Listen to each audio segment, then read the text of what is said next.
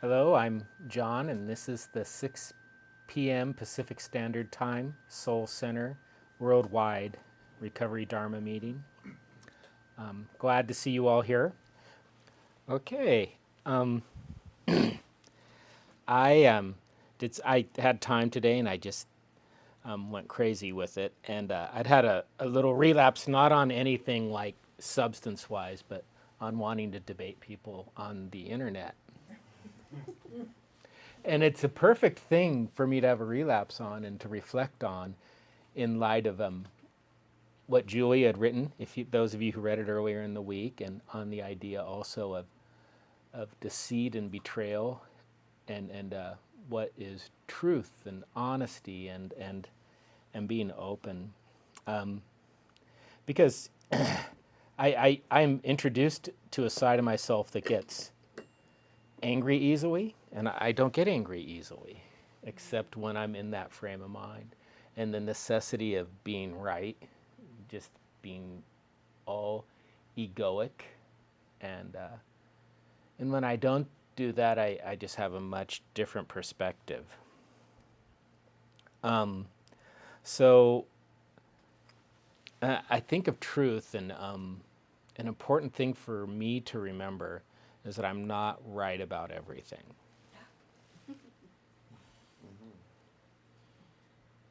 And nobody is right about anything.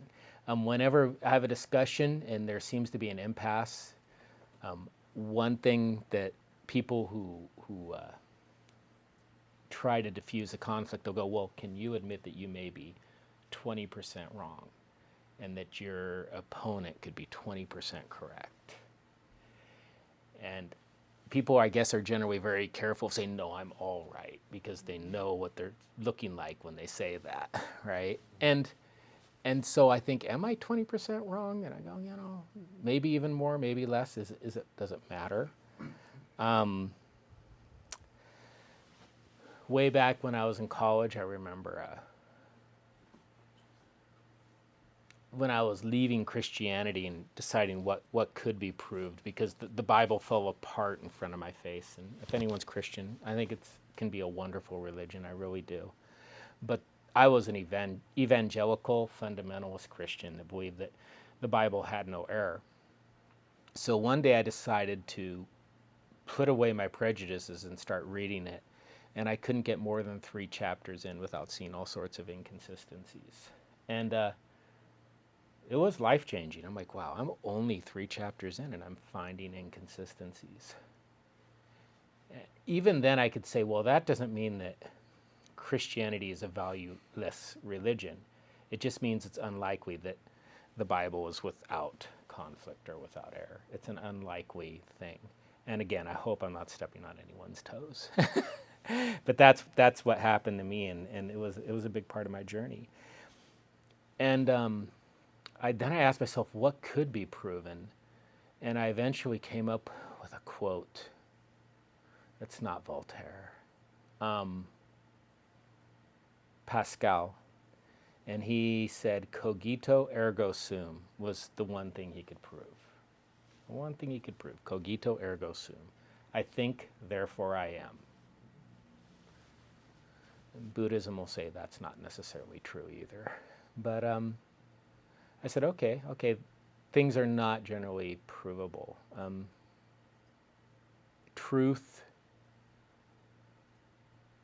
in a spiritual manner is not necessarily provable.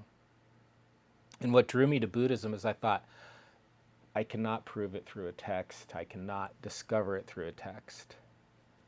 I cannot discover it through use of words or logic.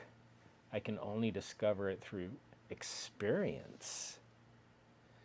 And that's the only thing that's true, is the experience. That also means when I do have those peak experiences, they're awfully hard to explain. They just are. There's something that happens and it just doesn't match well with words. I also look at dishonesty, and I have a wonderful neighbor, and he tells the most beautiful stories. And He's so full of baloney. They're so overblown. They're crazy. He says, "Oh, I got in a fight with the cops and they all ran away from me," and just stuff like that. And I'm like, okay. But I'm very entertained and I enjoy the guy's company very much. And I never tell him what he's saying to me is not true because I know it would not be useful. It just wouldn't. So I listen and just and enjoy the story, and I recognize my tendency to exaggerate. I don't know how many times I've double checked my facts and I've exaggerated over time. Right, like I was making this much money in 1992 as a salesman, and I wasn't. I was making less than that because I had exaggerated it over time. And a lot of things have been exaggerated. Things that people have wronged me, I've exaggerated over time. It's the truth is a slippery thing. And maybe I exaggerated just because I wanted to tell stories, and the exaggeration made them better, or maybe just our memories are not totally reliable. It's a wild thing. I also thought of two quotes from Truth, and from two very different things. Jack Nicholson said, "You can't handle the truth." I think that's A Few Good Men. I hope it's A Few Good Men. And it is. You can't handle the truth. But in some ways, that's true. There are things in my life that I changed the reality of them because they were too painful or too difficult to live with. And in that way, that lie helped me to exist in a better frame of mind than I otherwise would have had. So, can a lie be useful? Yes, I think it can. And it can outwear its usefulness. And sometimes the trauma's so bad, people forget they even happened altogether. So if you ask them, they'll say it never even happened. And they won't be lying to you. Their experience says it never happened. The other quote, I think, is Pontius Pilate when he goes, "What is truth?"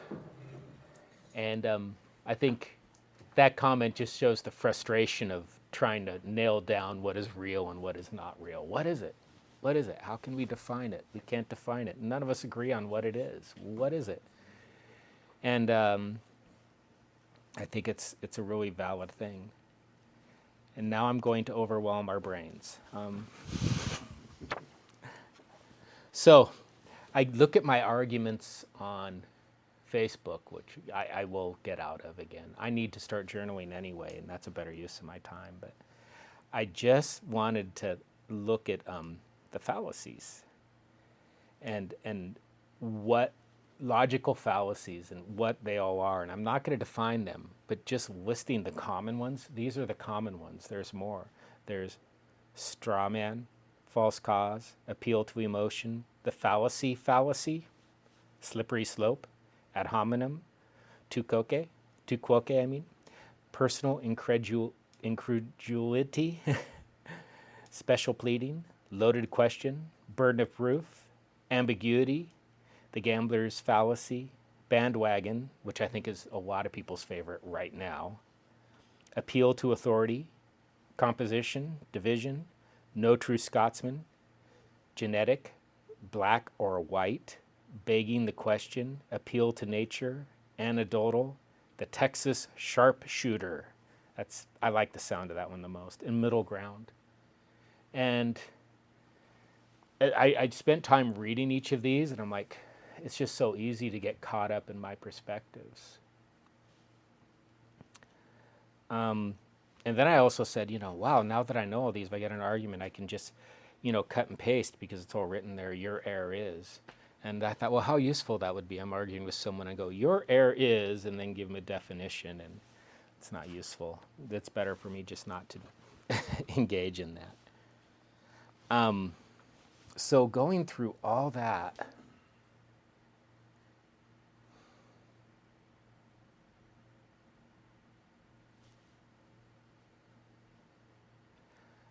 what I discovered is all of those things have to do with attachment. They all deal with attachment. And in a way, and I don't know how well this would stand up to my logical fallacy check, but in a way, non-attachment is trust and attachment is mistrust. When I'm attached to something, I think something is going to save me when that's not its job. Nothing's going to save me. Non-attachment is trust. Just seeing the world as it is and recognizing things as they happen. That is trust. That's a hard position.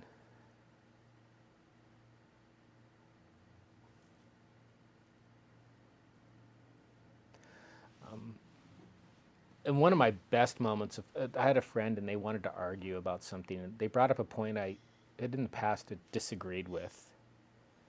And I said, well, what do you mean by that? And they said what they meant, what I thought they meant. They go, oh, I really disagree with that. And I was just in a good space. So I said, okay. So I just said, okay. And I look back and go, so was I lying when I said, okay? And I go, no, I think I was practicing right communication. Okay is code for, I'm not going to argue about this. Okay. Oh, my brain. My brain just said, never argue with fools, right? So I never argue with fools, but no, that's just me being a smart aleck again. I have that smart aleck in my head. And I enjoy being a smart aleck. But it was me truthfully saying I was not going to discuss the topic. One of the things I listened to some scientists, and I listened to scientists who don't trust other scientists. And someone was talking about climate scientists, and they said that because of how they're under scrutiny so much, climate scientists have an incentive to underestimate the potential damage so they don't be seen as extreme. So even science, you can present the evidence in such a way that is not consistent with what is actually being observed. And I'm going to end it before I go into just a little chant for us to meditate for a while. After going through my second reading of the Tao Te Ching now, and I don't know if I said a lot about truth or lies. I know next week I plan on talking about lies more and being more personal about this. This is a little drier, but as far as me admitting I can't exactly know the truth and I can't exactly guarantee I'm right and I'm not 100% right. It's something I need to remember all the time. I think maybe the biggest thing written in the Tao Te Ching is the Tao that can be named is not the eternal Tao. If I can argue about it, it's not real.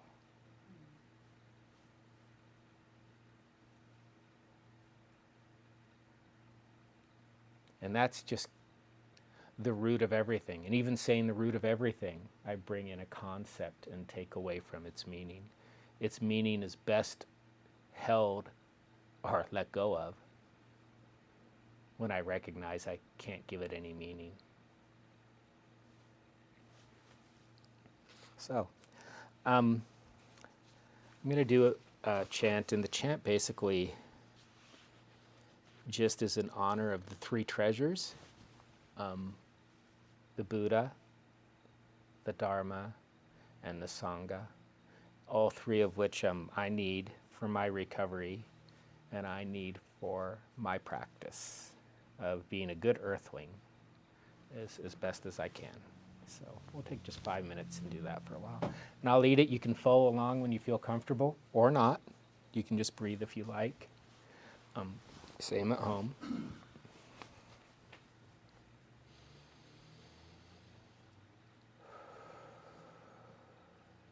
Let's just take one good breath in before we start. In. Exhale.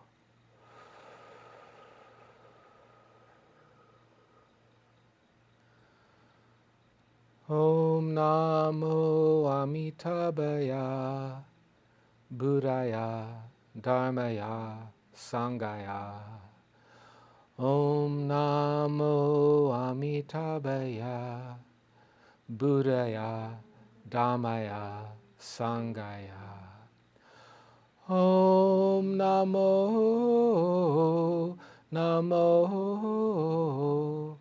Namo Amitabhaya. Om Namo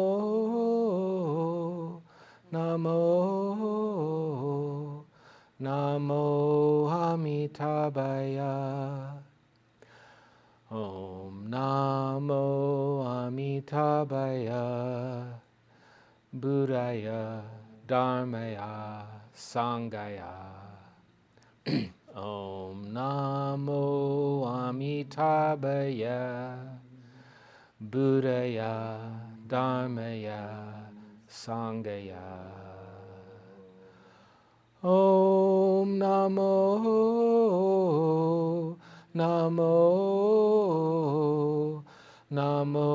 Amitabhaya. Om Namo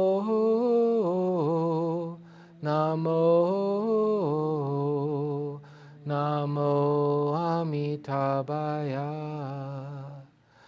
Om Namo Amitabhaya Buddhaya Dharmaya Sangaya. Om Namo Amitabhaya Buddhaya Dharmaya Sangaya. Om Namo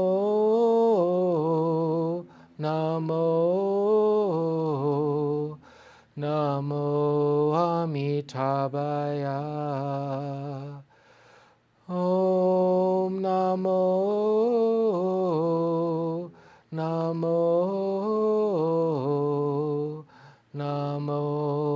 Amitabhaya. Om Namo Amitabhaya Buddhaya Dharmaya Sangaya. Om Namo Amitabhaya Buddhaya Dharmaya Sangaya. Om Namo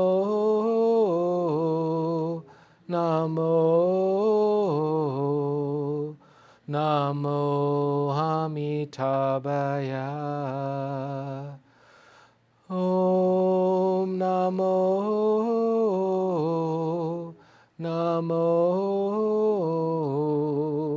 Namo Amitabhaya.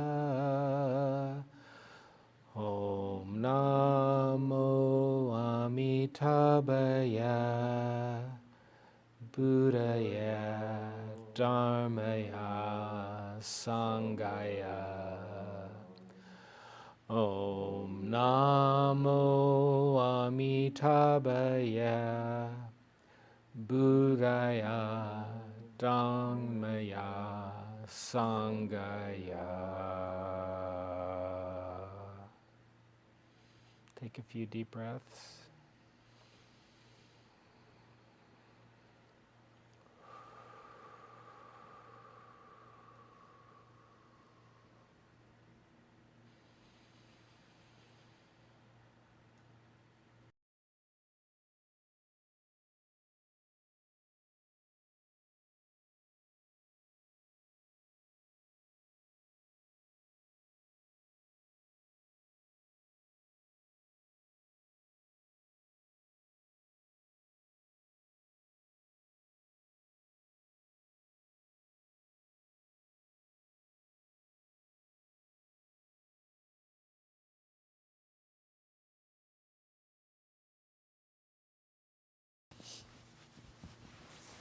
Okay, thanks everybody. Do a simple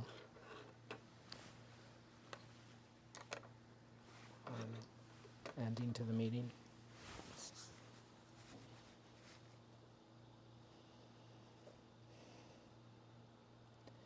May we be happy and peaceful. May we be healthy and strong. May we be safe and protected. May we live with ease. Namaste.